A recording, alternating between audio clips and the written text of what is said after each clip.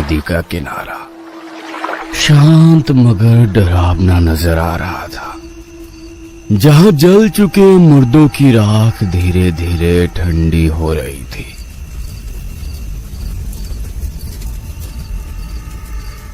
नदी के पानी में एक मटकी बहती जा रही थी, जिसे देखकर घाट पर खड़े नीलेश ने बेपरवाही भरे अंदाज में अमन से कहा, वो देख अमन, नदी में कोई मटकी बहती जा रही है। रुक, मैं उसे अभी लेकर आता हूँ। देखते हैं आखिर उसमें है क्या। इसी बहाने तू मेरी तैराकी का नमूना भी देख लेगा। तू पागल हो गया है क्या? तूने मुझसे रात के वक्त शमशान घूमने की जिद की, इसलिए मैं चला आया।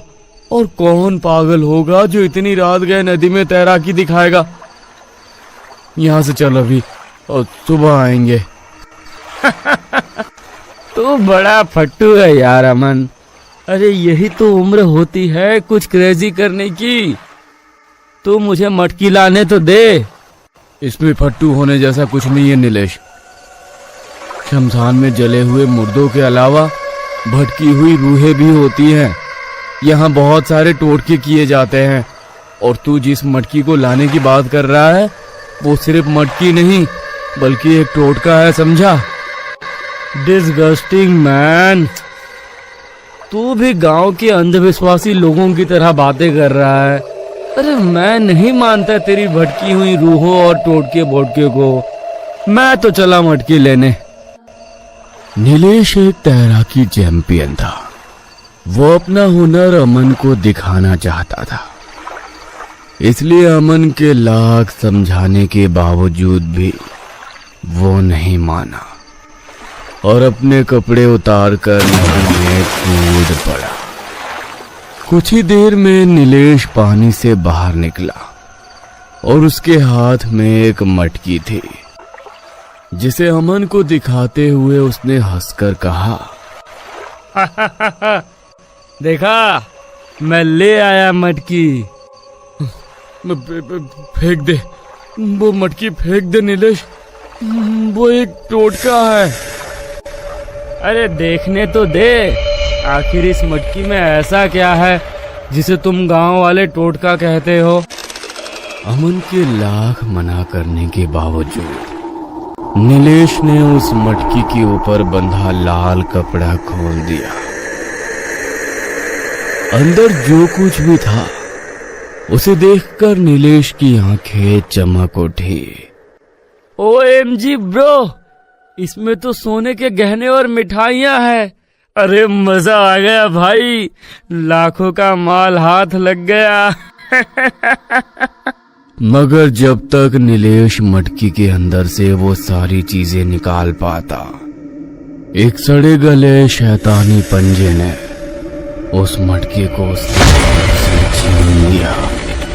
दोनों की नजर जैसे ही ऊपर उठी, उनकी सांसें थम गई। एक सड़े गले चेहरे वाली डरावनी औरत उनके सामने खड़ी थी, जो मटके का सोना निकालते हुए डरावनी मगर कमजोर आवाज में बड़बड़ा रही थी।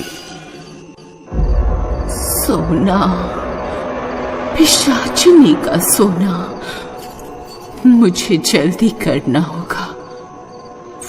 वो मेरा इंतजार कर रही होगी।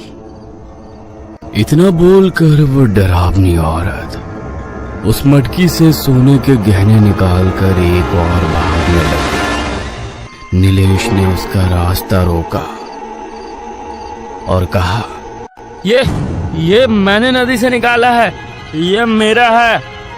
तेरा?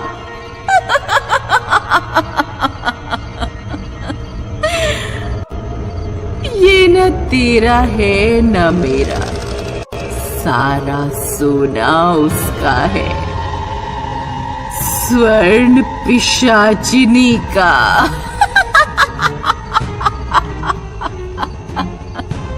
मेरा रास्ता छोड़। इतना बोलकर उस डरावनी औरत ने नीलेश को अमन नीलेश की मदद करने अभी बढ़ा ही था कि तभी नीलेश ने उस औरत से बचते हुए एक जली हुई लकड़ी के डंडे से उसके सिर पर वार कर दिया। वो औरत वहीं गिर पड़ी और उसके हाथ से मटकी छूटकर गहने बिखर गए, जिसे देखकर नीलेश और अमन काफी घबरा गए। ये तूने क्या किया नीलेश? अरे मैंने जानबूझकर कुछ नहीं किया अमन। ये अब यहाँ से तुरंत भाग, वरना हम बहुत मुश्किल में पड़ जाएंगे। दोनों वहां से भागते। इससे पहले नीलेश जल्दबाजी में उस औरत के पास बिखरे सोने के गहनों को उठाने के लिए बढ़ा। तभी उन्हें एक चेतावनी सुनाई दी। अगर तू सारी जिंदगी उसका कर्ज चुका सके तभी उस सोने को हाथ लगाना। उस भारी आवाज को सुनकर दोनों वहीं ठिठक गए।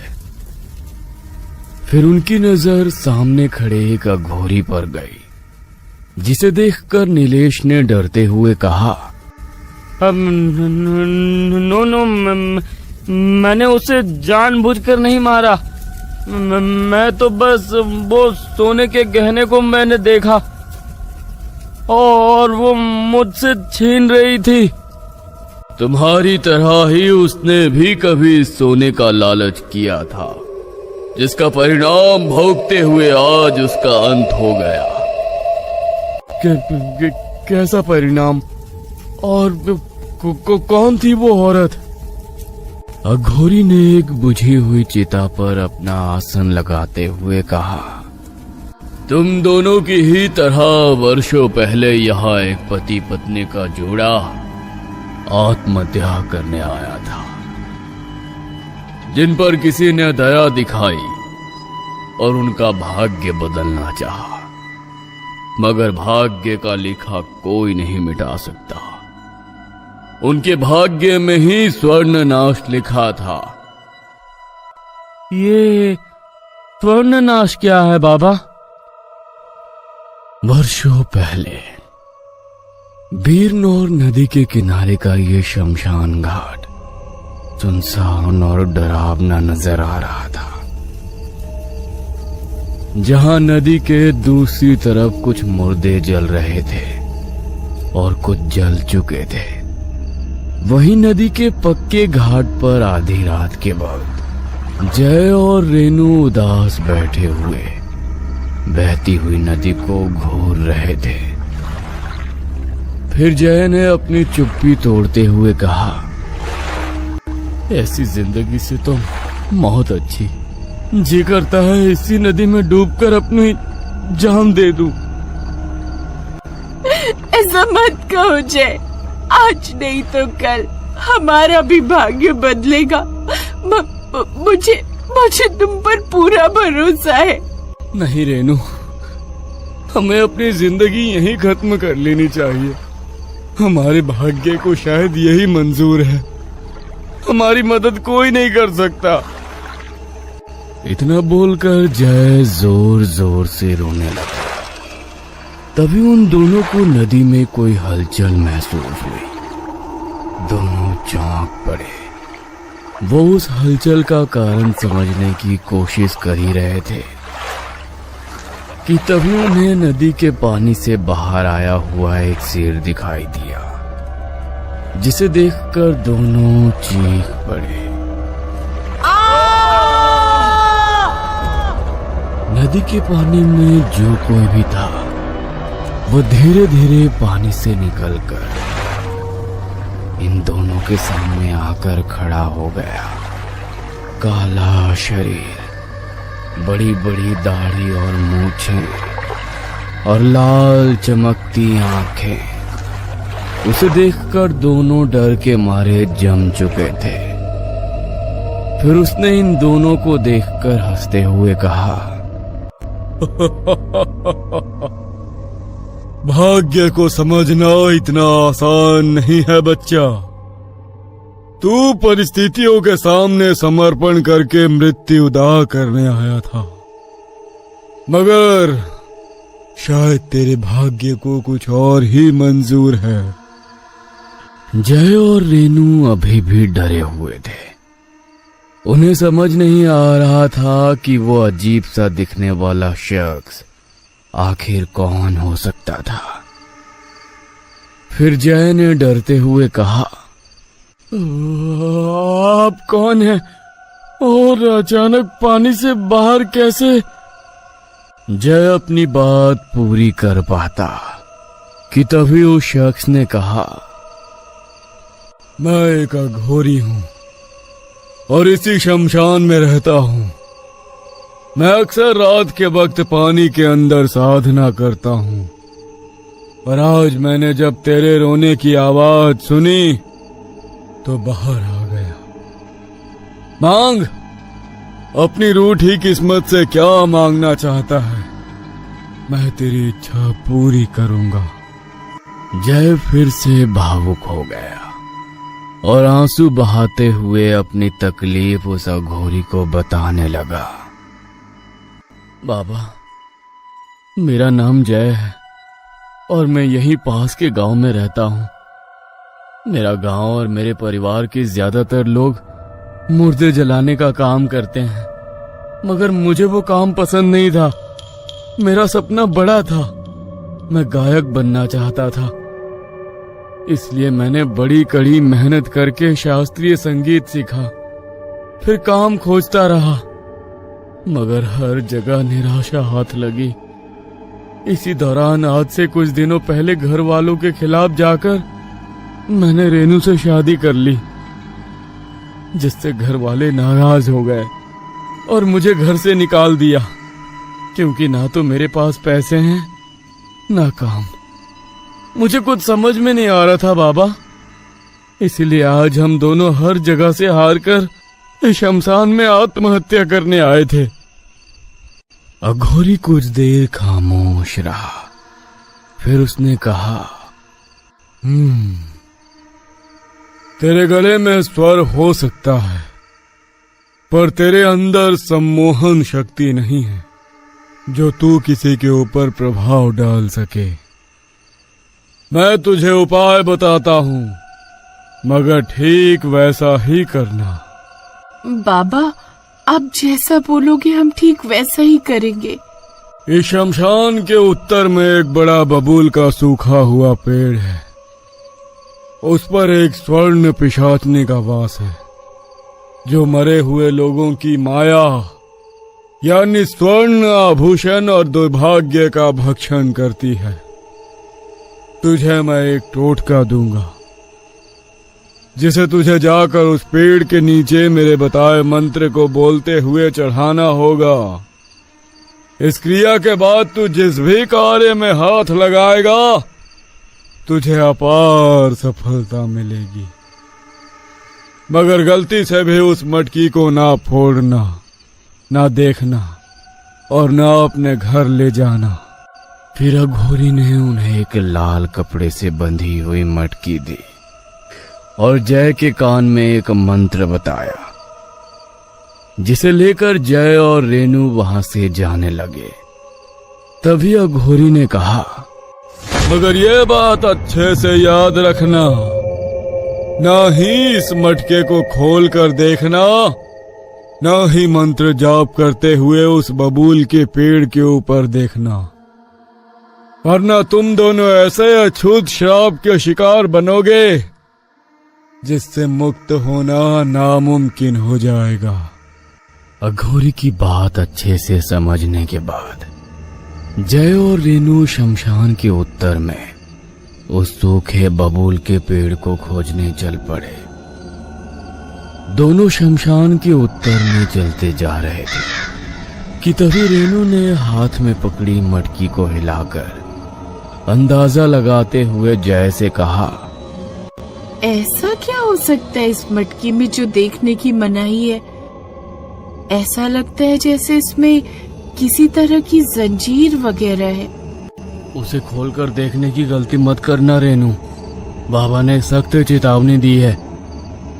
रेनू जय की बात पर खामोश हो गई, मगर उसके दिमाग में अभी भी उथल पुथल हो रही थी। उसे उस समय अघोरी पर उतना यकीन नहीं हुआ था, मगर जय की वजह से वो खामोश थी। दोनों चलते हुए आधे से ज्यादा रास्ता पार कर चुके थे। जय आगे चल रहा था और रेनू भी उसके पीछे उस मटकी के बारे में सोचती हुई चल रही थी। इस मटकी में कुछ तो अजीब है। कहीं वो बाबा मेरे भोले भाले जय को ऐसे ही बेवकूफ तो नहीं बना रहा। इतना सोचते हुए रेनू ने उस मटकी पर बंधे कपड़े को खोला और अंदर देखते ही उसके होश उड़ गए। मटकी के अंदर कीमती गहने और मिठाई का एक टुकड़ा शमशान की राख थी। रेनू ने फिर से हड़बड़ी में मटकी का मुंह बंद कर दिया और चुपचाप बबूल की ओर चलती रही। रात के खौफनाक सन्नाटे में बबूल का सूखा पेड़ किसी राक्षस जैसा नजर आ रहा था, जिसके नीचे जय और रेनू खड़े थे। अघोरी ने कहा था, इसलिए दोनों ने अपने सिर झुकाए हुए थे। फिर जय ने रेनू से वो मटकी मांगते हुए कहा, लाओ रेनू वो मटकी। रेनू ने मटकी दे दी। फिर जय अघोरी के बताए मंत्र को पढ़ने लगा। उन दोनों को महसूस हो रहा था जैसे पेड़ के ऊपर किसी तरह की कोई हलचल हो रही हो, मगर दोनों ऊपर नहीं देख रहे थे। रेनू जो चुपचाप खड़ी थी, अचानक उसे एक आवाज कितने मूर्ख हो तुम दोनों जो उस धूर्त घोरी की बातों में आ गए। अरे चमकने वाला भाग्य ठीक तुम्हारे सिर के ऊपर है और तुम पेड़ की जड़ में भाग्य खोज रहे हो।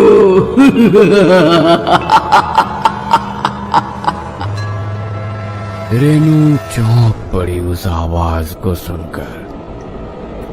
उसने घबराकर जय से कहा,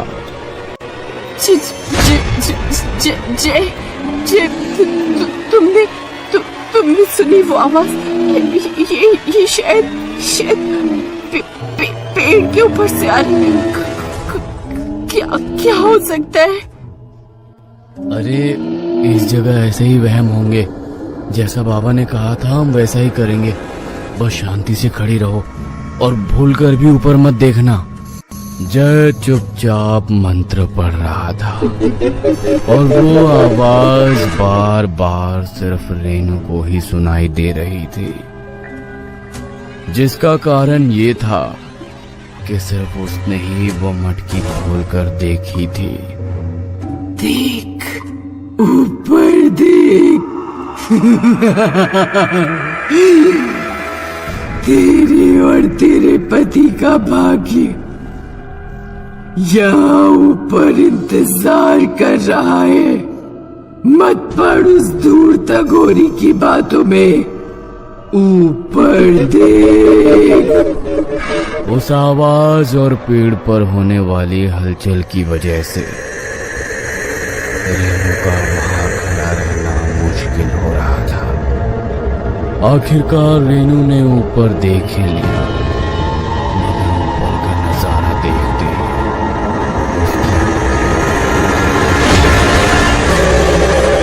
वो बस एक तीखी आवाज में चीख पड़ी, जिससे वहां का सन्नाटा टूट गया।